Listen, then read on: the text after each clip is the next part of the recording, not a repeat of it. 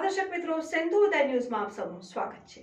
ટેડિયાપાડાના ધારાસભ્ય ચૈતરભાઈ વસાવાને રિમાન્ડ માંગતી અરજીમાં પોલીસે ચાલક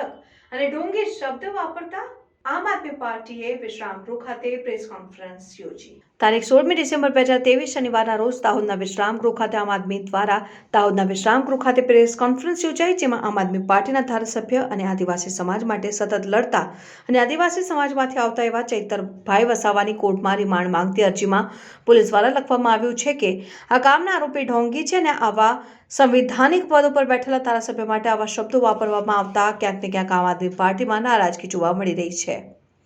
જેને લઈને આવા શબ્દ પોલીસ દ્વારા વાપરવામાં આવતા આવા શબ્દોને વખોડી આમ આદમી પાર્ટી દાહોદ જિલ્લા દ્વારા વિરોધ નોંધાવ્યો, જેને લઈ આજરોજ આમ આદમી પાર્ટી દ્વારા દાહોદના વિશ્રામ ગૃહ ખાતે પ્રેસ કોન્ફરન્સ યોજી આવા શબ્દોનો વિરોધ નોંધાવ્યો હતો। આમ આદમી પાર્ટી દેડિયાપાડાના ધારાસભ્ય ચૈતરભાઈ વસાવા અને આદિવાસીના લોકપ્રિય નેતા કે જેઓએ 2 દિવસ પહેલાં પોલીસ સમક્ષ આત્મસમર્પણ કર્યું હતું એક કેસની અંદર, અને પોલીસે ત્યાર પછી એમને કોર્ટમાં રજૂ કર્યા અને કોર્ટમાં એમના રિમાન્ડ લેવા માટે પોલીસે જે કોર્ટમાં રજૂઆત કરી એમાં ઢોંગી શબ્દનો ઉપયોગ કરવામાં આવ્યો।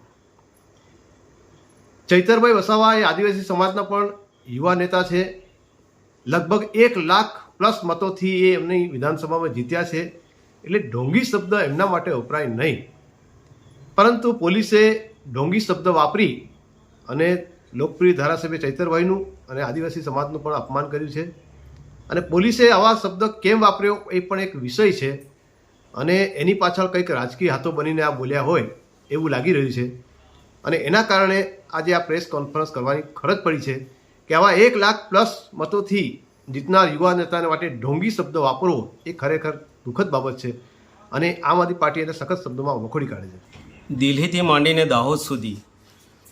આ બાજુ આખા ગુજરાતની અંદર બીજેપી સરકાર દ્વારા આમ આદમી પાર્ટી અને કેજરીવાલના સિદ્ધાંતોથી ગભરાયેલી બીજેપી સરકાર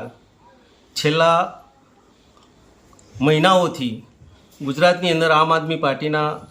કાર્યકર્તાઓ અને આમ આદમી પાર્ટીના નેતાઓને કોઈ ના કોઈ બહાના હેઠળ એમને હેરાન કરવાની રાજનીતિ ચાલુ કરી છે। અત્યારે ભરૂચના ડેડિયાપાડાના ધારાસભ્ય એવા અમારા ચૈતરભાઈ વસાવા, જે આદિવાસી પટ્ટામાં એક આદિવાસી હીરો તરીકે એક ઉગતા હીરો તરીકે જેને જોઈ રહ્યા છે, એવા નેતાને હમણાં છેલ્લા 1 મહિનાથી આદિવાસીના પ્રશ્ન ઉઠાવવા બાબતે એમને ખોટો કેસ કરીને એમને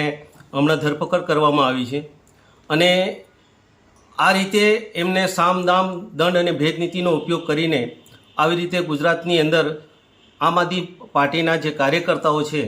એમને કોઈને કોઈ બહાના હેઠળ બીજેપી સરકાર અત્યારે હેરાન કરી રહી છે। ભવિષ્યની અંદર અમારા ચૈતરભાઈ વસાવા એ